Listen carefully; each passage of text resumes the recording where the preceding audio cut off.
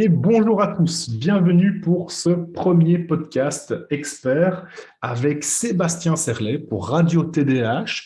Donc une radio qui a l'objectif vraiment d'essayer de mieux faire comprendre le TDAH et aussi toute une série de différentes choses tournant autour du TDAH. Et aujourd'hui, on va commencer par le TDAH, la réalité virtuelle, un petit encart sur les jeux vidéo. Et on va donc commencer par la présentation de Sébastien. Sébastien, bonjour et merci énormément d'être le premier à tester ce format de podcast.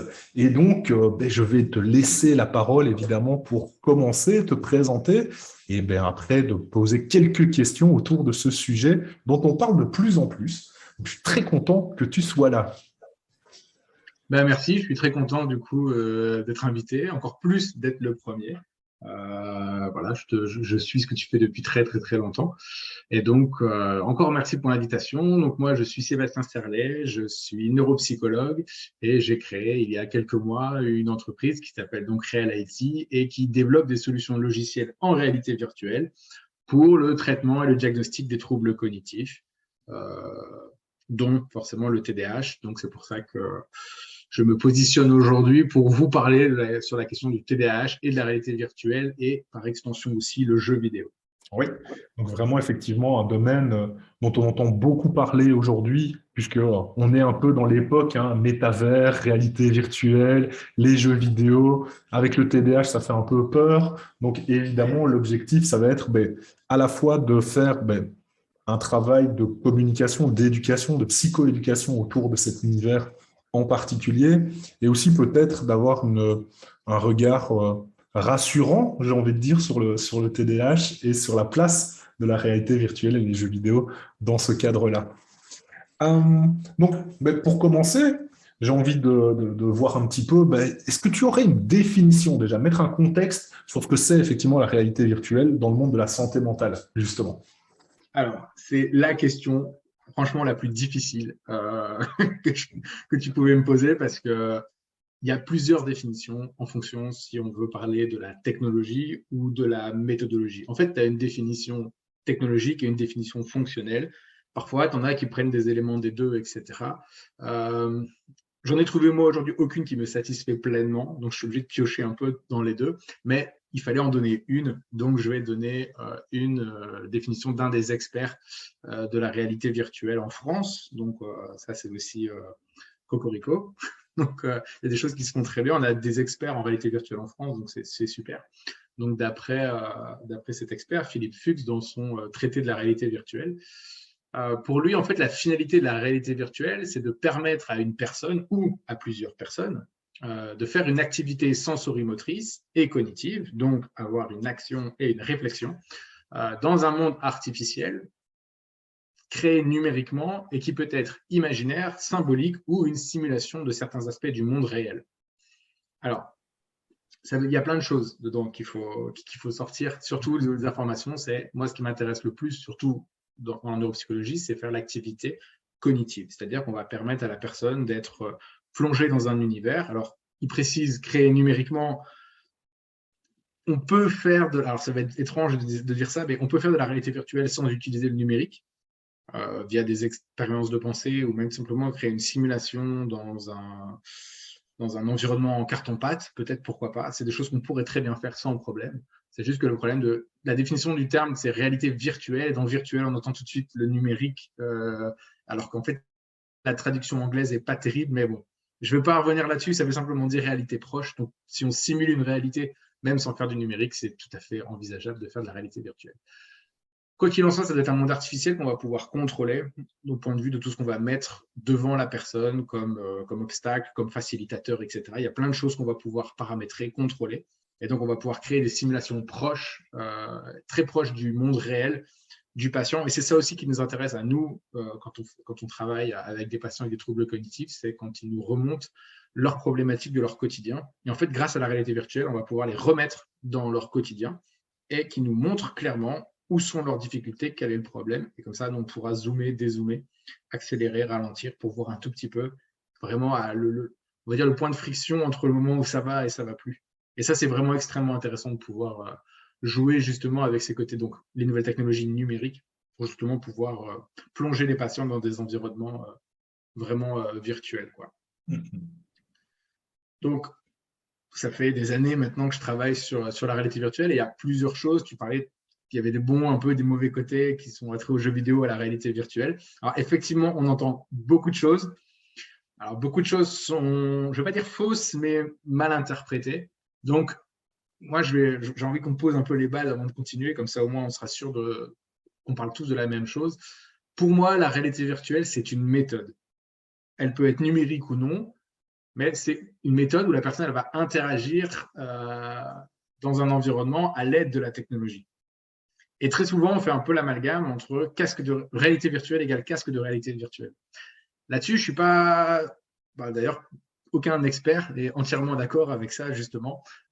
Au contraire, on considère que les technologies vont permettre une immersion plus ou moins forte en fonction de la technologie. Donc, un casque de réalité virtuelle va permettre d'avoir une immersion complète dans un monde virtuel, là où un grand écran, lui, offrirait plutôt une immersion, on va dire, voilà. Ça va plutôt être semi-immersif. Je vais avoir des environnements du réel qui sont encore présents et un environnement virtuel qui sera présent. Donc, c'est la technologie qui va être au service de la réalité virtuelle qui va permettre un degré d'immersion plus ou moins fort. Donc, casque de réalité virtuelle n'égale pas forcément réalité virtuelle, puisqu'on peut simplement regarder un film dans un casque de réalité virtuelle sans que ce soit la réalité virtuelle, puisque je n'agis pas dans l'environnement. Donc là aussi, c'est encore une fois la question d'être acteur dans l'environnement. En revanche, si je suis acteur et que ça modifie l'environnement, ça peut s'apparenter à de la réalité virtuelle, à condition qu'on soit sur quelque chose de symbolique, sensorimoteur et cognitif. Et donc, sur l'aspect cognitif, ce qui est extrêmement important, c'est que la réalité virtuelle, elle permet de reproduire ce qu'on appelle en cognition une boucle perception, cognition, action. Je vois, je réfléchis, j'agis. Alors, il y a des boucles réflexes qui ont été apprises par conditionnement. Un feu rouge, je m'arrête, il n'y a pas à réfléchir. Par contre, des fois, on peut avoir une petite cognition qui peut venir dire ouais, mais derrière, il est vraiment fort serré. Je ne vais pas arriver pile poil au rouge, j'ai peut-être encore moyen de passer. Voilà, la cognition et l'action va faire qu'on va accélérer ou piler sec. Ça fait partie de ces choses-là. Et en fait, ces boucles-là, on peut les transposer en réalité virtuelle. On peut recréer ces boucles-là à la seule et unique condition que la réalité virtuelle n'influence pas la cognition directement. Elle va influencer la perception et la façon dont on perçoit nos actions, mais elle ne va pas influencer la cognition directement. Ok, ça marche. Voilà. C'est les 4 choses qu'il faut vraiment retenir, c'est ça. Ok, donc on est vraiment sur l'idée quand même d'avoir quelque chose qui se rapproche d'un environnement écologique, justement, d'essayer en tout cas d'avoir quelque chose où on contrôle justement plutôt un environnement écologique pour essayer de comprendre vraiment où se situe la grosse difficulté, j'ai envie de dire, d'un patient par exemple. Ici, on va parler vraiment de santé mentale au final. Alors, Okay. ça tombe bien que tu parles d'écologique parce que comme ça, moi, je suis sûr de ne pas l'oublier. Pour faire de la bonne réalité virtuelle en neurosciences, il faut 2 choses écologiques. Il faut l'environnement écologique, donc ça va être un environnement qui est proche du quotidien des gens, donc ça va être leur maison, ça va être un quartier, ça va être une salle de classe, comme ça je vous ferai l'exemple concrètement. Et après, il faut que la tâche qui soit demandée aux patients soit écologique. Parce que très souvent, hélas, on voit des tâches qui sont issues de paradigmes papier-crayon qu'on a l'habitude de voir en neuropsycho, par exemple, où tout simplement on doit sélectionner la lettre, la bonne lettre qui correspond à la lettre N-2 qu'on a vu. Enfin bref, toutes ces tâches-là qu'on connaît, qui sont tout simplement implémentées dans un casque de réalité virtuelle et on a fait un bel habillage. On a gardé le même test, c'est exactement la même chose, le processus est le même, on met juste un habillage et on dit voilà, c'est la réalité virtuelle écologique, etc. C'est quand même fort faux. C'est vraiment, pour moi, les 2 sont importants. Une tâche qui correspond à une tâche du quotidien et un environnement 100% écologique. J'ai vu des tâches neuropsy ou le Stroop, donc ça va être le mot qui apparaît d'une couleur et il faut donner le nom du mot et pas la couleur, enfin bref, je ne sais jamais plus dans quel sens, qui était simplement projeté sur la télé dans l'environnement virtuel qui représentait un salon avec une cuisine, quoi. Et la personne était simplement assise dans le monde virtuel, dans son canapé et devait faire cette tâche de Stroop. Et ça, pour moi, ce n'est pas de la réalité virtuelle parce que c'est juste un habillage, en fait. Donc, écologique, ça veut dire environnement et tâche. Ouais. On pourra y revenir, mais effectivement, il y a une tâche qui ressemble aussi à ça pour le TDAH, justement, où c'est une tâche dans une salle de classe et on Oui. fait passer un test sur le tableau, en fait. On fait J'en interroger. parlerai, je crois, juste après. Ok, ça marche. Donc, c'est assez intéressant justement déjà de mettre ce cadre effectivement et de savoir de quoi on parle évidemment dans le cadre de la réalité virtuelle. Et donc, c'est vrai que dans ce cadre-là, c'est aussi euh, concrètement aujourd'hui, alors aujourd'hui et dans l'avenir, j'ai envie de dire, puisque on est à une étape aussi beaucoup de construction, j'ai l'impression, de développement de connaissances, bien plus que d'assises absolues, où on sait parfaitement comment ça fonctionne. J'ai l'impression, en tout cas, moi, de mon point de vue, de me dire on est dans une perpétuelle évolution par rapport à ces nouvelles approches, qui sont déjà de moins en moins nouvelles, hein, au final, puisque ça fait quand même un petit temps que ça reste présent, mais qui évoluent quand même très fortement. Mais est-ce que tu peux nous parler peut-être de quelle est la plus-value au final de cette approche, soit aujourd'hui, soit dans un avenir relativement proche, je dirais, de cette approche? Alors, juste avant, je vais rebondir sur le fait que tu dis que nouvelles technologies qui sont plus si nouvelles que ça. Je crois que les premières expériences en réalité virtuelle, ça date des années 1960. Alors, un système d'interaction qui était plus simple, un sensorama où vous avez juste une odeur qui était projetée avec une photo, mais on en était là. Et je crois que dans les années 70 et 80, on avait des choses aussi qui étaient développées pour l'armée. Là où c'est devenu plus grand public, c'est quand les coûts ont augmenté, la taille aussi des casques ont diminué. Parce que je crois que l'épée de Damoclès dans les années 70, je crois que c'était plusieurs tonnes d'ordinateurs. Donc voilà. Bon. C'était effectivement la technologie est devenue plus abordable d'un point de vue technologique, technique, et surtout abordable pour les développeurs et abordable pour le grand public, puisque les matériaux sont devenus très peu chers. Et aujourd'hui, on a réussi à tout miniaturiser dans des casques. Alors, ce qui était au début très porté vers le jeu vidéo, finalement, la recherche depuis les années 2012, je crois, elle a commencé vraiment à s'y intéresser énormément parce que ça devenait abordable. Et surtout, la question, c'était de pouvoir se dire, est-ce que ce sera transposable à la clinique? Donc, maintenant, aujourd'hui, la plus-value, c'est de dire que la technologie, elle est abordable, mais il n'y a pas que ça. Avant qu'elle soit abordable, il y avait déjà des plus-values à le faire. Notamment, pour moi, la première des plus-values, c'est sortir des bilans papier-crayon et surtout créer des situations qui sont réelles et pas essayer de créer une situation type un peu dans un laboratoire où j'ai mon patient qui a un TDAH, alors qui peut être plus ou moins discret, mais qui sera pas forcément, qui va pas sortir sur le bilan parce que peut-être que l'horaire que je lui ai donné, c'est l'horaire où il est peut-être le plus concentré. Il n'y a rien qui va se passer en dehors. Tout est contrôlé dans l'environnement, tout est aseptisé. Et du coup, il n'y a rien pour le distraire. La seule chose qui peut l'occuper, entre guillemets, ça va être la tâche qu'on va lui demander. Et donc, du coup, moi, je trouve que ça pose un petit problème sur le côté un peu… le contrôle expérimental, c'est bien, mais quand ça devient trop contrôlé, trop aseptisé, on perd énormément de choses, notamment tout ce qui est observation comportementale. Beaucoup disent que l'idéal, ce serait de pouvoir se mettre derrière une vitre teintée dans la classe et de pouvoir observer le patient, etc. Ça, c'est très compliqué. Ça prend énormément de temps, très chronophage. Il faudrait suivre le patient à plusieurs heures, plusieurs cours. Parce que parfois, peut-être que l'inattention, ça peut être lié aussi au fait que ce qu'on nous enseigne, ce n'est pas forcément ce qui nous plaît, ce qui nous intéresse. La pédagogie, la façon dont le professeur est amené, où on est placé en classe, tout ça, ça va varier. Et donc, la meilleure des solutions, en fait, finalement, c'est au lieu d'aller en classe, c'est de faire venir peut-être la classe dans le cabinet, de mettre le patient dans une situation d'écoute active ou d'interaction dans un cours, peu importe, on va pouvoir varier ces choses-là, et d'observer son comportement directement et d'avoir des mesures précises. Donc, cette mesure plus précise, elle va permettre surtout de mieux, alors, j'aime pas le terme, mais classer, on va dire, les enfants selon leur pathologie et aussi l'impact. Donc, savoir que on n'a pas un TDAH.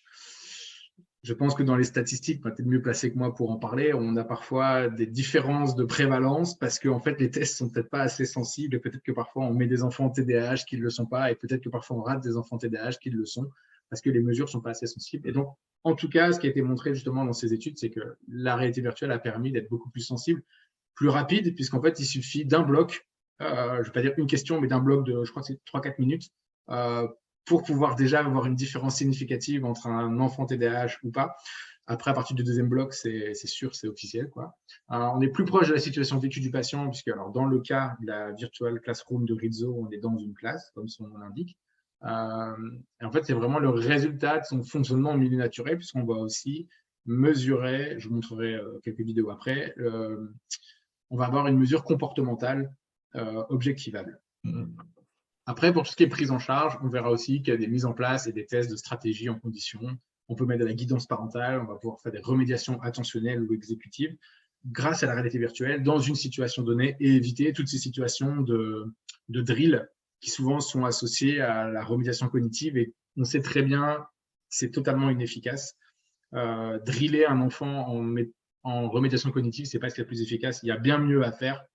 Alors, ça demande un petit peu d'énergie, c'est un peu plus chronophage, mais beaucoup plus efficace en tout cas. Ouais.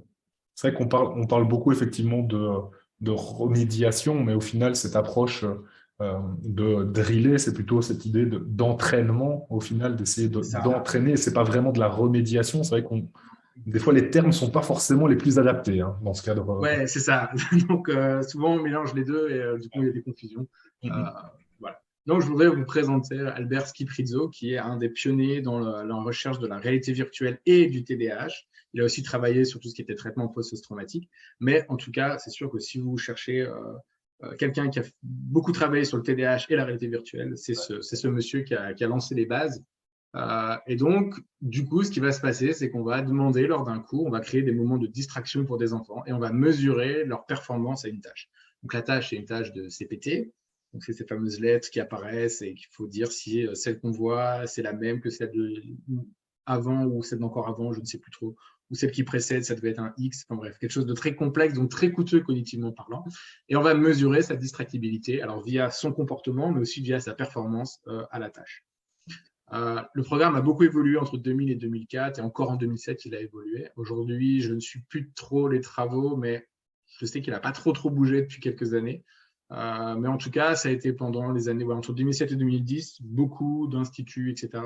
ont surfé sur ce programme et c'était assez intéressant. Et on voit que d'autres entreprises ont aussi surfé pour essayer de reproduire la même chose et avec d'autres effets. Donc là, je vais vous montrer concrètement voilà ce qui se passe. Donc ça, c'est ce que voit l'enfant dans le casque. Donc il est dans, je vais mettre peut-être. Voilà, ici on voit les lettres qui apparaissent au tableau. Il y a la maîtresse qui se déplace. Il y a d'autres enfants qui se passent des mots. Il y a des enfants qui vont tousser, qui vont boire un coup, un bus qui va passer. Il va y avoir plein de bruit. Et on voit que l'enfant bouge beaucoup avec le casque, etc. Donc là, on voit qu'il bouge même carrément la tête à gauche, etc. Il y a des choses qui apparaissent. En plus, on voit qu'il y a une clé qui est apparue, etc. Enfin, il y a plein de choses qui se passent dans l'environnement. Et en fait, ce qu'on va faire, tout simplement, c'est qu'on va venir ici. En fait, alors, ça fait très peur, mais c'est pas grave. On va mesurer les mouvements de tête et on va comparer en fait à des performances d'un enfant normal versus un enfant avec TDAH. Et on va voir en fait le nombre de fois qu'il tourne la tête, l'amplitude, etc. Et ça, on va pouvoir le mesurer. Donc, ce qui se passe, c'est qu'il y a un homme qui marche et on voit qu'au final, l'enfant normal n'a pas trop bougé, alors que l'enfant TDAH a beaucoup plus tourné la tête. Ici, une voiture qui passe, bah voilà, c'est encore pire, encore plus flagrant. Et c'est ce genre de mesure qu'on va pouvoir avoir qui aurait peut-être été un petit peu plus difficile à quantifier à la main. Ouais. Je me vois bien que le chrono, il tourne la tête, je chronomètre, etc. Mais voilà, là, on va pouvoir avoir des mesures très, très précises à ce niveau-là. Donc, il y a plein de recherches qui ont été faites par rapport à ça. Et donc, ce que je disais, c'était qu'ici, en fait, on voit, alors ici, c'est le nombre de réponses, de clics corrects sur la tâche. Et on voit qu'en fait, un enfant TDAH a moins de clics corrects. Et en fait, on voit que déjà, dès le premier bloc, donc dès le premier exercice, on voit qu'en fait, il y a une différence significative entre les performances des enfants en contrôle et des enfants avec TDAH. On voit ici qu'il y a la fatigue et donc ils ont le même profil, c'est juste que l'écart est déjà significatif dès le premier bloc. Donc, pas forcément besoin d'aller plus loin, mais bon, pour valider entièrement l'hypothèse, on peut faire ce genre de choses. Et on va avoir les mêmes patterns qu'on fasse sur l'analyse comportementale, la distractibilité, je crois le nombre d'erreurs, d'omissions. Enfin, on va pouvoir mesurer plein de choses dans cette tâche qu'on va pouvoir sortir pour pouvoir faire un diagnostic efficace. Alors, ça, c'était il y a quelques années. on va revenir au présent, où on développe beaucoup plus visuellement, etc. Vous avez vu, bon, c'était des images d'époque, on peut dire ça comme ça. Aujourd'hui, on peut moderniser davantage. Alors, c'est un projet, je ne sais pas ce qu'il en sera de son avenir. Tout ce que je sais, c'est que c'est quelque chose qui est développé aujourd'hui, actuellement. Donc, je ne vais pas trop en dire. Je vais simplement vous présenter ce que vous avez le droit de savoir par rapport à ces projets-là. Donc, c'est le projet EPELI, qui est pour Executive Performance in Everyday Living. Mais en fait, c'est la simulation de la préparation avant de partir à l'école, par exemple, où l'enfant a des choses à faire. Et en fait, on va voir s'il est distrait par son environnement par rapport à ça. En fait, on va mesurer les symptômes, la symptomatologie du TDAH dans le quotidien. Et on va également les comparer au test du CPT. J'ai l'impression que c'est la référence à faire, donc forcément. Donc, comme la Virtual Classroom de Rizzo, donc ils vont également pouvoir comparer les résultats avec la Virtual Classroom. C'est encore à l'étude, mais pourquoi pas, ça pourrait devenir un test TDAH en VR. Alors, à quoi ça ressemble? J'ai pas énormément de vidéos, ça a été assez compliqué d'en obtenir quelques-unes. Mais voilà, concrètement, visuellement, déjà sur quelque chose un peu plus élaboré, abouti. Et donc, il y a toute une liste de choses à faire. Et en fait, il a un temps pour réaliser des tâches qui vont lui apporter certains points. Et là, on voit qu'en fait, il s'amuse avec la balle. Il s'amuse à regarder un peu dans son environnement ce qui se passe au lieu de faire les tâches qui lui sont demandées.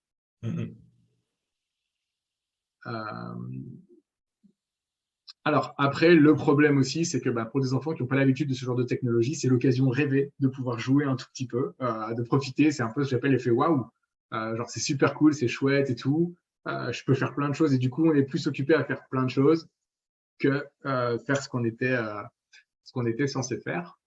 Mais en tout cas, il y a des résultats qui vont être assez intéressants, je pense, pour l'avenir. En tout cas, si je dis voilà, on voit qu'en fait, il y a plusieurs résultats qui sont tout à fait possibles pour mesurer les symptômes, les comportements qui sont liés au TDAH. Okay. L'efficacité dans la tâche, le score total, l'efficacité de la navigation, le nombre de fois où ils vont chercher à regarder leur contrôleur et à les tester. Et en fait, on voit que par rapport aux actions, on a une différence forte entre des enfants TDAH et des enfants contrôle. Donc, on pourrait mesurer de manière très, très simplement un TDAH depuis la réalité virtuelle à partir du moment où les choses sont bien cadrées. Etc.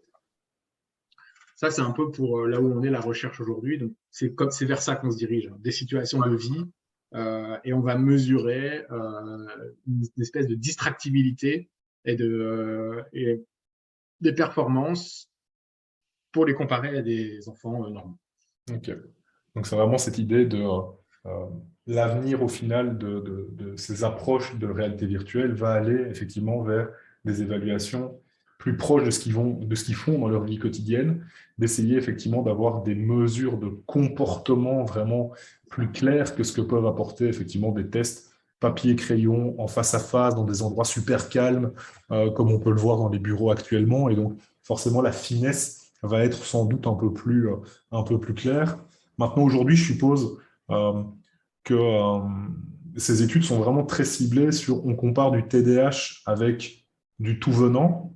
Et donc, la question qui va revenir derrière, c'est est-ce qu'on ne peut pas avoir les mêmes profils, mais avec d'autres pathologies? C'est-à-dire que si, par exemple, je prends un enfant qui a un trouble de coordination et un enfant qui a un TDAH, au final, est-ce qu'on sera encore capable de les différencier sur base de ça? Parce que il y a toujours cette question de dire TDAH versus tout venant, d'accord, on fait des différences, mais après, par rapport à d'autres pathologies, est-ce que c'est relativement sensible? Parce que c'est ça aussi l'écueil aujourd'hui peut-être des tests, c'est qu'on n'a pas de test à visée directement diagnostique, qu'en fait, on ne compare pas les pathologies entre elles la plupart du temps.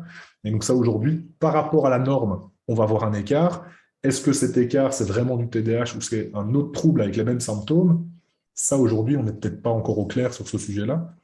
Après, je pense que l'avantage de la réalité virtuelle, c'est qu'à partir du même environnement, tu vas pouvoir cibler une difficulté spécifique. Tu vois, que ce soit une personne, tu me dis, par exemple, qui a un trouble de la coordination, en fait, on va pouvoir le mesurer de manière en amont, tu vois, genre sur une tâche très simple. S'il y a un trouble de la coordination, il sera déjà présent là, qui est ou pas de distracteur. Donc, en fait, la performance, ça va se trouver là. C'est vraiment quand le distracteur va apparaître, on va mesurer l'écart, justement, si c'est le côté distractibilité et s'il y a alors, je n'ai plus tous les critères en tête du TDAH, je pense que tout le monde doit un peu maintenant les connaître, tu as dû les dire assez souvent. Voilà, je sais qu'il y a la distractibilité qui rentre vraiment en ligne de compte. Et ben, à ce moment-là, c'est ça, c'est qu'on va voir, tiens, il y a un élément distracteur qui rentre dans le champ de vision, dans le champ d'action de l'enfant ou du patient, et à partir de là, on va voir si entre guillemets, il tombe dans le piège, en fait. C'est ça, on va tendre des pièges spécifiques, tendre des pièges.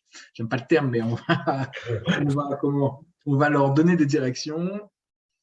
On sait que s'il l'apprend, c'est que forcément, il y a un trouble, il y a telle difficulté derrière ou telle facilité, et s'il ne le prend pas, c'est que derrière, c'est ça. Et si c'est autre chose, c'est que ça va être une autre pathologie. Donc, après, au sein même des exercices, des situations, on va peut-être pouvoir implémenter des micro-tests pour justement venir écarter certaines problématiques, certains troubles qui peuvent être de près ou de loin, ressembler un peu à un TDAH et qui parfois rentrent dans où on dit, ben voilà, l'enfant, il a peut-être un TDAH, alors qu'en fait, c'est une symptomatologie qui est proche, mais la cause est totalement différente. Il faut aller plus loin dans les études, quoi. Aujourd'hui, c'est le début de quelque chose. Hein. C'est 2021, donc il y a là 1 an, cette étude. Je sais qu'ils vont encore faire beaucoup de choses. Je ne sais pas tout, mais, parce que je ne suis pas dans leur petit papier non plus, mais je sais qu'il y a des choses qui se passent et ça sera vraiment très intéressant de voir la suite. Mais c'est ça, et je pense aussi que peut-être un des avantages qu'on n'arrive pas à capter peut-être dans un bureau, mais à toi de nous dire, c'est le nombre de données qui sont prises. Et que nous, humains en train de regarder notre patient en face de nous, on n'a peut-être pas aussi cette finesse, effectivement, alors, on a une approche clinique, une observation clinique, effectivement, le mouvement de tête et ainsi de suite, mais c'est très dur de naturellement, je vais dire, l'imaginer en écart de la norme ou pas, ou alors souvent, il faut que ça soit excessif, et en même temps, on va avoir du mal à peut-être observer ces comportements de tête, plus les comportements moteurs avec les mains. Je regardais une étude il y a quelques jours sur le travail de prise de données sur une chaise, en fait, où on met un contrôleur pour voir le nombre de mouvements sur la chaise et essayer de comparer des personnes venant. Donc, c'est difficile aussi de pouvoir tout observer, là où peut-être dans des tâches comme celle-là, on aura peut-être plus de capacité à avoir ces données-là et justement peut-être avoir des profils peut-être plus différents par la suite? C'est sûr que si tu ajoutes encore plus de marqueurs, tu vas forcément te retrouver avec des données auxquelles tu n'imaginais même pas, quoi. Maintenant, aujourd'hui, dans les cases de réalité virtuelle, tu peux mettre des eye trackers, tu peux mettre un EEG, tu peux mettre un électrocardiogramme, tu peux mettre plein de choses, en fait. Et après, c'est l'ordinateur qui va tout synchroniser, qui va tout calculer et qui va dire, bah voilà, il y a un distracteur qui est arrivé, on regarde son œil, il a été chopé directement, sa tête, on ne voit pas, mais il y a un micro-mouvement de de 1 ou 2 degrés qui serait à peine perceptible. Hop, voilà, l'ordinateur le capte. Alors que nous, on aurait peut-être dû vraiment voir, attendre qu'il tourne vraiment bien la tête. Le mouvement oculaire, on ne l'aurait peut-être pas perçu parce qu'on est occupé en train de poser une question. On a le protocole dans les mains, le chronomètre dans l'autre.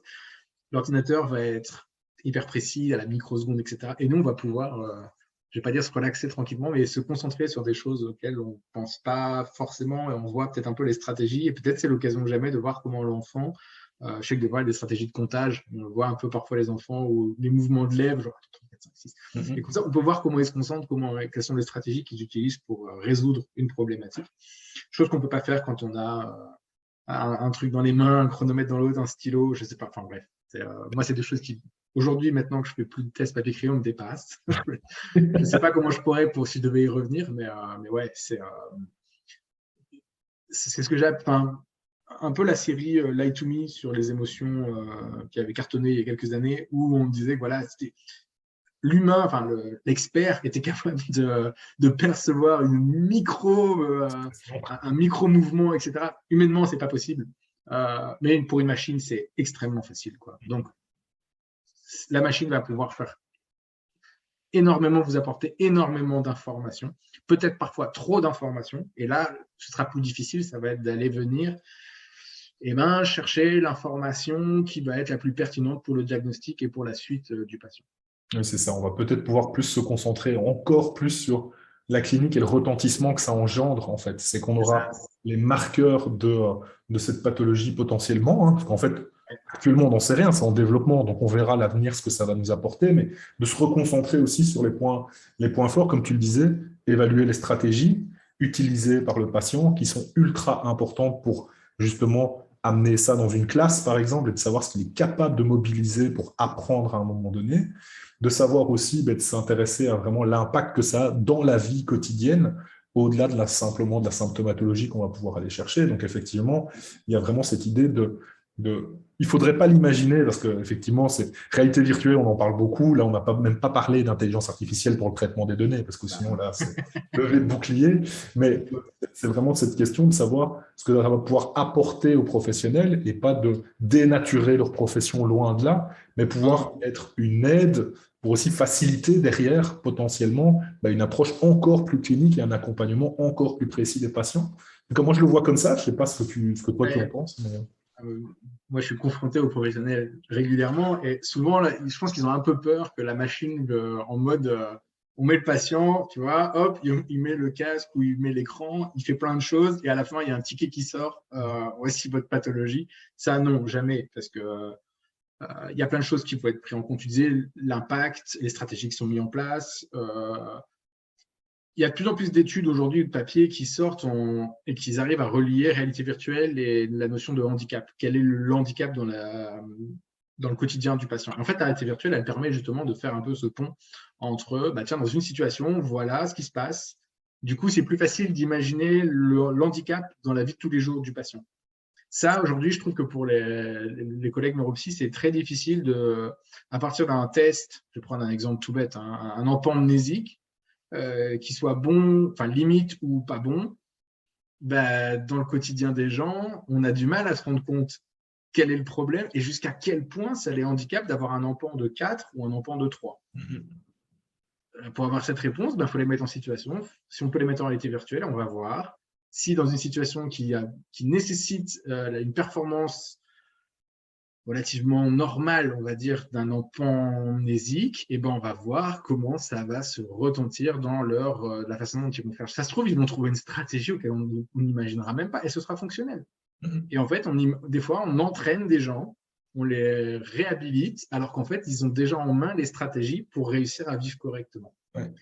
Et parfois, chez l'enfant, on n'imagine pas à quel point ils sont très inventifs, très imaginatifs. Et ça se trouve, il y a plein d'enfants, je suis sûr, qui ont des stratégies qui fonctionnent très bien, mais qu'on n'arrive pas à voir parce qu'on essaye de driller ou de mettre en place des choses pour lesquelles l'enfant n'est peut-être pas réceptif à ça. Alors qu'en réalité virtuelle, on va pouvoir le mettre dans la situation, il va tester ces différentes stratégies, il va pouvoir sélectionner celle qui lui correspondra le mieux. Oui, tout à fait. Donc, juste pour les personnes aussi qui nous regardent, un empan, c'est le nombre d'informations qu'on va traiter, en gros, si on résume. Mais donc, un empan mnésique, c'est en gros, si on vous donne une série de chiffres à retenir, d'être capable de la restituer dans l'ordre dans lequel on vous l'a transmise, mais aussi en ordre inverse, éventuellement en ordre croissant, maintenant, comme on le voit dans certains tests. Et donc, ça c'est censé représenter le nombre d'informations que vous êtes capable de traiter plus ou moins en même temps. C'est un raccourci, d'accord? C'est pas tout à fait ça, mais en gros, c'est ce que vous allez réussir à stocker en nombre d'informations dans votre tête. Donc évidemment, il y a plein de stratégies pour retenir plein d'informations différentes, parce que c'est comme ça que vous voyez, par exemple, des personnes dans les émissions télé qui sont capables de retenir des centaines de noms de candidats à un moment donné, parce qu'ils ont des stratégies, effectivement, pour utiliser cet empan. Ils n'ont pas un empan mnésique de 250, ils ont surtout une quantité de stratégies qui leur permettent justement de retenir plus d'informations avec une capacité limitée par l'humain et le cerveau. Donc c'est important. Et effectivement, chez l'enfant, on va retrouver plein de stratégies différentes effectivement chez eux. Effectivement, c'est pas toujours très simple à aller chercher comme stratégie. Ok. Donc du coup, alors pour résumer un petit peu à la question, est-ce que la réalité virtuelle, c'est mieux que les tests sur papier? Je ne vais pas répondre entièrement à cette question parce que c'est un grand débat et je vais encore me faire taper sur les doigts. Parce que voilà, tout le monde connaît un peu mon avis sur le sujet, j'en parle très souvent. Alors, si je compare, la réalité virtuelle, elle est plus sensible, elle est plus précise au niveau du testing, elle est plus proche du quotidien, elle est plus rapide, elle est plus motivante pour le patient, ce qui peut être un danger, surtout chez l'enfant. Ouais. L'effet waouh, c'est quelque chose qui est extrêmement dangereux avec les patients enfants, c'est que attends, moi j'ai travaillé en réalité virtuelle avec des jeux, etc. Et là tu me remets un truc version papier, c'est pas ouf quoi. Moi je préfère jouer au jeu. Alors qu'en fait du coup, il y a une façon de l'amener qui va être un peu plus qui va être différente, etc. Le problème souvent c'est que la VR, c'est plus coûteux. mais ça, on en parlera après plutôt dans la conclusion. On manque de formation, on manque de connaissances aussi dans ce domaine-là, surtout les connaissances scientifiques. Et il y a ce côté un peu écran qui fait peur. On se dit, attends, souvent on associe, un peu moins, je pense maintenant, écran égale plus mon enfant va être devant les écrans, plus il risque de développer un TDAH, ce qui bien sûr est totalement faux. Et du coup, on se dit, voilà, j'essaie de le retirer des écrans parce qu'à l'école, il n'en sort pas et vous arrivez en thérapie, vous le remettez devant l'écran. C'est cette fameuse légende, je peux soigner les addictions à Fortnite grâce à Zelda. Ouais. Voilà. Je ne sais pas encore vraiment si c'est extrême, ça fonctionne très bien, mais dans le truc, c'est un peu ça, quoi. Donc, il y a des choses à prendre, il y a des choses encore auxquelles il faut faire extrêmement attention, mais je vous expliquerai un petit peu après comment on peut bien mettre en place les choses et sans que ça fasse peur à qui que ce soit. Mais voilà. Ok. Donc effectivement, dans cet avenir aussi, la question de la prise en charge, c'est vrai que c'est super important. Comment tu vois ça pour le moment? Alors, en fait, il y a plusieurs règles à prendre en compte pour une prise en charge efficace. Donc, ce n'est pas moi qui les ai définies, mais elles ont été testées, vérifiées. Tout ce qui est répétition, la graduation, le contrôle. Donc ça c'est permis par la réalité virtuelle parce que il y a tous les aspects en fait du gameplay, du jeu vidéo, on peut l'implémenter dans la réalité virtuelle. Le jeu vidéo, c'est très facile de faire de la répétition, de faire toujours la même tâche pour augmenter son niveau, sa puissance, pour réussir les tâches suivantes. Ça, typiquement, chez les enfants TDAH, c'est quelque chose qui fonctionne très bien parce que c'est la répétition d'une petite tâche qui demande très peu d'attention, mais qu'on va répéter plusieurs fois à différents moments de la journée, parce qu'à la fin, l'objectif, il est là. Si on leur demande de faire des quêtes de plusieurs heures, ça va être un peu plus compliqué. Par contre, répéter plusieurs fois les choses, ça, c'est quelque chose qui est tout à fait faisable, qu'ils adorent faire. Donc, la répétition, mais avec cette notion de graduation, de contrôle dans la difficulté. La motivation, tous les aspects ludiques, les feedbacks qu'on va avoir, qui vont être augmentés sur les résultats, vous progressez, toutes ces notions de progrès aussi, c'est des choses qui sont extrêmement intéressantes parce qu'en fait, le renforçateur direct, on l'a. Je réussis quelque chose, j'ai mon renforçateur, j'ai l'objet qui apparaît en plus, le truc qui clignote, le level up, etc. Toutes ces choses-là sont vraiment extrêmement intéressantes et ça, en réalité virtuelle, on peut les mettre. Sans que ce soit trop jeux vidéo, mais on peut les mettre de manière très discrète qui permettent justement de montrer à l'enfant qu'il a réussi une étape et qu'il peut continuer vers la suite et que ça va progresser en difficulté. Et surtout, ce qui va être extrêmement intéressant et qu'on voit, hélas, trop peu souvent, c'est la notion de tâche qualifiée qui va être écologique, mais surtout individualisée. Ma difficulté, elle est là, et ben dans ce cas, je fais une tâche qualifiée, une tâche spécifique. Et tout ça va permettre de généraliser et surtout de transférer les acquis, sans passer par toutes des étapes de métacognition et de psychopédagogie, où en fait, tout simplement, l'enfant, il est face à une situation qui répète, comme quand on est en formation professionnelle sur le terrain, et en fait, après, une fois qu'on a été formé à une façon de faire, c'est beaucoup plus facile quand on est face à son vrai poste de travail. Donc, si je m'entraîne dans une classe virtuelle, ce sera plus facile de mettre en place mes stratégies dans la vraie vie, en fait, tout simplement. Ok.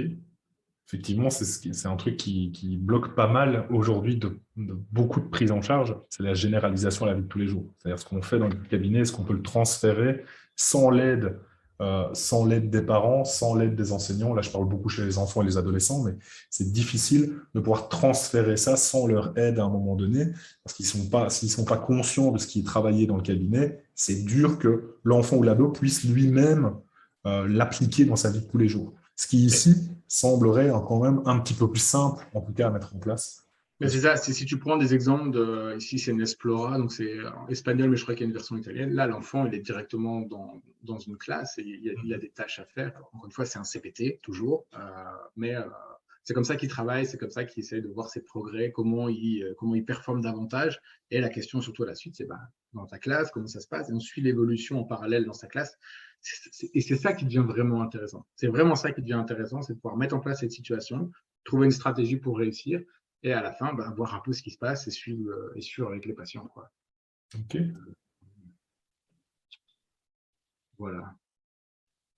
Comment implémenter? Alors, voilà. C'est là où on en est. Donc oui, effectivement, dans le TDAH aujourd'hui, tu nous as déjà montré pas mal de choses, justement, pas mal d'expériences qui sont faites par rapport à ça. Mais comment concrètement on va réussir à faire ça aujourd'hui? Là, on ne parle pas de l'avenir, on parle vraiment de aujourd'hui, comment Alors, ça se mettrait en place. je ne vais pas dire que j'ai une recette miracle, mais j'ai quelques ingrédients qui peuvent vous aider. Alors, j'ai envie de dire, c'est un peu les 5 travaux du neuropsy, enfin du professionnel, peu importe que ce soit neuropsy, ergo, enfin, voilà, du professionnel, ça va déjà, se former aux nouvelles technologies. La réalité virtuelle, c'est quoi? Le jeu vidéo, c'est quoi la différence, etc. Suivre l'actualité scientifique, ça forcément, c'est d'office, mais du coup, aller chercher davantage des itérations avec réalité virtuelle, TDAH, etc., pour voir un peu ce qui sort dans la littérature. Et il y a plein de choses qui sortent dans la littérature. Il y a suivre l'actualité des éditeurs de tests et de logiciels. Donc, c'est ça aussi, c'est se dire, bon, OK, eux, je ne sens pas encore mûrs, etc., mais je fais quand même l'action de suivre un peu, voir ce qui se passe, parce que des fois, ils proposent des webinaires, des choses comme ça, qui permettent de suivre aussi l'actualité de ce qu'ils font. Et en fait, après, tout simplement, il faut aussi proposer des prises en charge qui utilisent de près ou de loin des nouvelles technologies, de la réalité virtuelle, pour aussi s'habituer, faire aussi son propre avis sur ces technologies-là et participer aux élaborations de protocoles. Il faut savoir que très souvent, en tout cas, ça a été mon cas, j'ai proposé des sessions de testing pour qu'on puisse voir un petit peu comment on pourrait mettre en place des choses dans le TDAH, etc. J'ai reçu très peu de réponses. Donc, forcément, c'est un peu frustrant. On me dit, il n'y a pas grand-chose. Et quand on propose, personne ne suit. Donc, voilà. Nous, en tant qu'entreprise, par exemple, ou d'éditeur de tests ou de logiciels, on demande, en fait, simplement, on est très friand de ces retours. On est très friand du fait que, utilisez-le, quitte à le démonter. J'ai envie de dire, ouais, ça, c'est pas terrible, il faudrait faire comme ça, comme ça, comme ça. Et nous, c'est la seule façon qu'on aura vraiment de savoir si ça fonctionne et si c'est efficace pour vous. Si vous voulez quelque chose de bien mieux, il nous faut des retours, même positifs comme négatifs. Et après, le truc, c'est qu'il faut forcément, au bout d'un moment, c'est investir quand même, parce que les entreprises ne peuvent pas non plus donner des logiciels à perte. Donc, il faut quand même investir. Je pense qu'il faut tenter le coup, peut-être pendant 1 an, 2 ans, et s'y mettre vraiment sérieusement pour vraiment essayer de s'ouvrir à la réalité virtuelle ou à quelque chose d'un petit peu en dessous, sur le jeu peut-être, etc. Il y a de plus en plus de thérapies par le jeu vidéo qui se font. Et alors, ça fait un peu peur, on ne sait pas trop.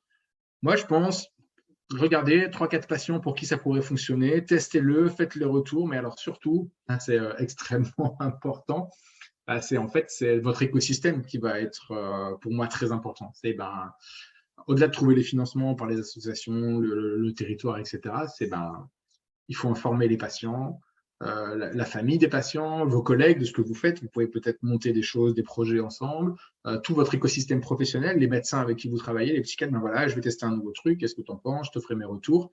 Peut-être que lui, du coup, il en parlera à quelqu'un d'autre, et ainsi de suite. Et surtout la communauté de gens avec lesquels vous travaillez. C'est ça qui est vraiment important, c'est en parler autour de vous quand vous vous lancez dans ce genre de projet pour déjà pas vous sentir seul et surtout pour pouvoir faire force et analyser ensemble vos trucs et tout. Et comme ça, en fait, nous, en tant qu'éditeurs de logiciels, si jamais on vient vous voir en vous disant, voilà, on a un nouveau truc, on aimerait que vous l'essayiez, que vous nous fassiez vos retours, j'ai envie de dire, faites-le. Faites-le, ça vous coûte un peu de temps, on est bien d'accord, mais peut-être que vous pourriez participer à l'amélioration d'un logiciel pour la remédiation des patients. Même si vous n'êtes pas 100% convaincu, laissez-vous un tout petit peu convaincre, et puis si ça ne vous va pas au bout d'un mois, 2 mois, vous stoppez, vous dites pourquoi, et nous, derrière, on améliore, on passe à autre chose.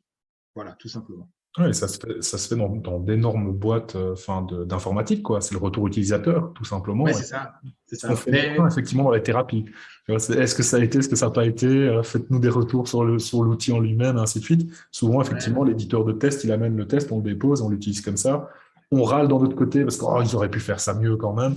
Et sauf qu'il n'y a Ouais. pas, on est obligé d'attendre 5 voire 10 ans pour la nouvelle édition du test qui peut-être a pris en compte ce qu'on a dit. Et je pense qu'ici, on peut être quand même sur des modifications, des améliorations, mais vraiment beaucoup plus rapides et des itérations qui sont vraiment plus intéressantes dans ce cadre-là. Ouais. Et après, ça va mener à des choses. Est-ce que le jeu vidéo peut faire office de traitement? Et en fait, la réponse est oui, parce que la FDA, donc c'est la Fédération médicaments des États-Unis, a validé un protocole et un usage d'un jeu vidéo comme un médicament avec une posologie. Donc, je ne sais plus, je crois que c'est 5 fois par semaine pendant 20 minutes, un jeu vidéo avant de faire les devoirs, par exemple. Parce qu'en fait, ça permet, ou après, avant. Ça permet en fait tout simplement de permettre à l'enfant de se focaliser et de travailler son attention, sa distractibilité, etc. Donc, c'est ce type de jeu-là. Plutôt, on va dire, chez un jeune public plutôt que chez grands ados qui ont plutôt l'habitude de jeux un peu plus… voilà, c'est extrêmement dynamique. Moi qui l'ai testé, c'est pas simple. C'est extrêmement dynamique et c'est très court. Et en fait, du coup, ça permet vraiment de voir… En fait, pour progresser, il faut se concentrer davantage à chaque fois. Ouais. Donc, c'est vraiment comme ça que ça fonctionne. Mais en fait, l'avantage, c'est que c'est une technologie qui est, alors, jeu vidéo, technologie sur tablette, simple d'accès, facile à mettre en place et qui est universelle. Et si demain, tu parlais de métaverse tout à l'heure, si demain on est tous équipés de casques ou de matériel susceptible de nous plonger dans le métaverse, en fait, rien ne nous empêchera de suivre des thérapies via la réalité virtuelle pour soigner, diagnostiquer des pathologies.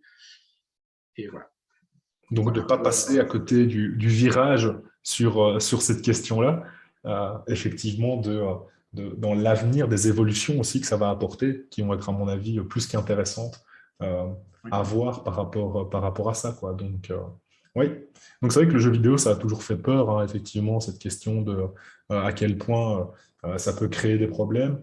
N'oublions pas quand même qu'aujourd'hui, on a suffisamment d'études pour noter que c'est surtout les excès qui posent problème, c'est les excès en tout, hein. Évidemment, un enfant qui passerait 4, 5, 6, 7 heures par jour sur des jeux vidéo, ben, évidemment, c'est tout le temps qu'il ne peut pas accorder à autre chose. Ça ne veut pas dire pour autant qu'un dosage adapté, une réflexion à un moment donné sur un jeu ne peut pas l'aider aussi à certains moments, ne fût-ce qu'à décompresser, parce qu'au-delà de parler de fonctionnement cognitif, ne fût-ce qu'à décompresser dans une société quand même qui est orientée aujourd'hui quand même vers l'utilisation des écrans, comme ce qui nous permet d'ailleurs de faire cette présentation aujourd'hui avec Sébastien. Donc forcément, on n'est pas que dans les côtés négatifs, c'est un petit peu ça, mais gardons en tête que c'est les excès qui vont poser des problèmes, quoi. Ça, c'est une évidence. Ça, c'est sûr. Ouais.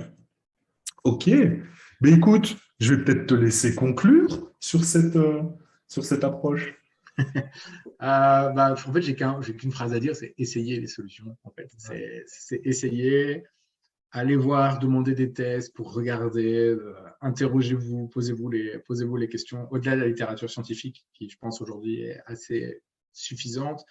Après, au niveau universitaire, on n'en parle pas assez. Donc, forcément, du coup, quand on arrive sur le terrain, qu'on n'a pas eu ce feedback, on se dit, si on ne l'a pas eu, c'est que c'est pas validé par les instances universitaires. Alors qu'en fait, c'est peut-être parce qu'au sein de l'université, il n'y a pas de spécialistes qui vous permettent d'en parler justement. Il y a peut-être d'autres spécialistes ailleurs, dans d'autres pays. C'est pas parce que c'est pas en France qu'il n'y en a pas. Des spécialistes en VR, il y en a. Alors, en réalité virtuelle TDAH en France, il n'y en a pas, à ma connaissance. S'il y en a un, désolé, je suis passé à côté de l'info. Mais il y a des choses qui se font. En tout cas, c'est sûr qu'il y a des choses qui se font. Je connais des gens qui bossent sur des applications en réalité virtuelle et TDAH. Donc, voilà, je sais qu'il y a des choses qui peuvent sortir. Et surtout, c'est l'accompagnement, surtout, c'est progresser pour vous, pour votre pratique, pour essayer d'amener de la nouveauté. Ça peut être une porte d'entrée aussi vers une thérapie. Thérapie, le terme fait un peu, je ne vais pas bien dans ma vie, mais ça, voilà, pour une porte d'entrée vers le soin, vers, tiens, peut-être que le neuropsy, si ça passe pas en format papier-crayon avec l'enfant, peut-être que passer par un média plus ludique, plus motivant, mais toujours à visée sérieuse, permettra peut-être de trouver un point d'ancrage et quelque chose qui permettra aux patients de se motiver, de revenir et de comprendre aussi l'impact que ça va avoir dans son quotidien et l'intérêt qu'il a à travailler ce genre de choses. Et après, pourquoi pas, on pourrait parler de téléréhabilitation, continuer ces choses-là au domicile, pour que l'enfant puisse travailler sur du long terme, de manière très fréquente, et éviter de devoir revenir tous les jours vers son praticien pour progresser, etc. Ce qui a un coût sociétal énorme à ce niveau-là, mais justement de mettre en place les choses de manière très fréquente avec le thérapeute, et le reste est un suivi régulier. Et peut-être, pourquoi pas, avec le patient, au lieu de se faire je sais pas, une demi-heure Fortnite avant de faire cette voix, peut-être une application en réalité virtuelle de relaxation où il va faire ses exercices, il va revoir la stratégie qu'il doit mettre en place avant de faire cette voix et va l'appliquer juste derrière. Ça, après, on peut imaginer vraiment en réalité virtuelle, j'ai envie de dire que l'impossible n'existe pas. Donc, on pourrait imaginer ce genre de choses. La relaxation, ensuite, voilà ce qui va se passer, voilà ce que tu vas faire, etc. Et après, ça va l'amener en situation. Il y a plein de choses qu'on pourrait imaginer, quoi. Mais voilà, il faut être sur le terrain, il faut faire remonter tout ce qui est positif, tout ce qui est négatif. Et après, ce sera à nous de nous adapter en tant qu'entreprise pour continuer à développer des choses pertinentes pour la pratique. Voilà. Merci beaucoup, Sébastien. Et de rien, merci à toi. Donc, représente-nous un petit peu donc, la boîte que tu as montée justement dans ce cadre-là. Les gens sont... Alors, RealIT, donc nous, on a fait des logiciels de réalité virtuelle semi-immersive, donc sans casque, via simplement un écran et une manette, dans lequel les patients vont pouvoir jouer des scènes du quotidien. Donc nous, on a une maison virtuelle dans laquelle les patients, ils peuvent gérer le quotidien, alors que ce soit chez l'enfant ou chez l'adulte, ou même plus, ça va être de la préparation du matin, la morning routine, ou le soir. On peut faire aussi un peu d'expérience de guidance parentale. Guidance parentale, on va pouvoir travailler les fonctions exécutives, NESIC, la planification, l'inhibition. On va vraiment pouvoir faire plein de choses, puisqu'en fait, on a un éditeur de scénario qui nous permet de créer l'histoire qu'on veut. En fait, c'est un peu ça. On vous offre un plateau de cinéma et après, vous mettez les acteurs où vous voulez, vous leur faire dites ce que vous voulez et vous créez la déco que vous voulez, les objets, les interactions que vous voulez. Et à partir de là, vous pouvez créer des scénarios qui sont spécifiques à votre patient, donc individualisés, dans un ludique, les répéter et faire des modifications pour que ce soit plus facile ou plus difficile. Et voilà, et donc nous, on cherche aussi à développer justement par la suite une batterie qui permettrait de faire et de l'évaluation et de la rééducation des troubles attentionnels au sens large, et pourquoi pas peut-être aussi du coup avoir vraiment ce côté diagnostic et diagnostic différentiel pour tout ce qui est TDAH. Mais c'est un très gros projet qui est très long à mettre en place, et donc nous sommes demandeurs de gens qui sont intéressés à nous suivre dans ces projets-là. Mais voilà où on en est aujourd'hui, et donc on propose le logiciel à la location annuelle pour les gens qui souhaitent travailler les fonctions exécutives et attentionnelles avec leurs patients. Et comme il n'y a pas de casque, il n'y a pas de problème pour les limites d'âge. Ouais. On peut commencer tôt. Et on peut voir justement ce que ça donne et justement pouvoir faire des retours par rapport à ça. Donc, évidemment, un tout grand merci pour cette présentation. Alors, on avait prévu 30 minutes, on a dépassé. Bon, ça, c'était attendu. Il n'y a pas de problème, pas de problème par rapport à ça. Donc, tu fais partie 1, partie 2. Et voilà, c'est un petit peu ça. Donc, merci beaucoup. Je mettrai évidemment toutes les ressources que tu as pu transmettre, parce que je sais que nous avons notamment effectivement les ressources bibliographiques. Je mettrai évidemment en lien le contact de Sébastien pour que les gens justement qui soient intéressés par ce retour, de mieux connaître justement ce que tu offres dans ce cadre, mais aussi éventuellement de voir un peu les retours positifs, négatifs par rapport aussi à la présentation, voir s'il reste des questions aussi par rapport à cette présentation. Donc, n'hésitez pas évidemment, le but c'est de vous présenter un champ de recherche, mais aussi un champ clinique en lien avec le TDAH. Aujourd'hui, donc, on a pu commencer avec réalité virtuelle, jeux vidéo et TDAH. Bientôt, d'autres choses arriveront. J'espère que ça vous convient. N'hésitez pas aussi à faire vos retours justement par rapport à ce format. On peut l'adapter, on peut faire en sorte que ça aille mieux. Mais comme pour la réalité virtuelle, on a besoin de vos retours pour que ça fonctionne et qu'on voit un petit peu plus ce qui peut correspondre à vos attentes pour le TDAH. Donc, je te remercie encore une dernière fois, Sébastien. Merci beaucoup à tous pour avoir suivi ce programme. Et donc, on se retrouve tout bientôt pour une nouvelle exposition d'un scénario justement autour de la prématurité, je pense, pour le prochain. Je ne suis pas encore sûr pour les dates, donc je vous tiens au courant évidemment. Et donc, à tout bientôt. Et merci encore d'avoir suivi cette intervention. Allez, ciao. Au revoir.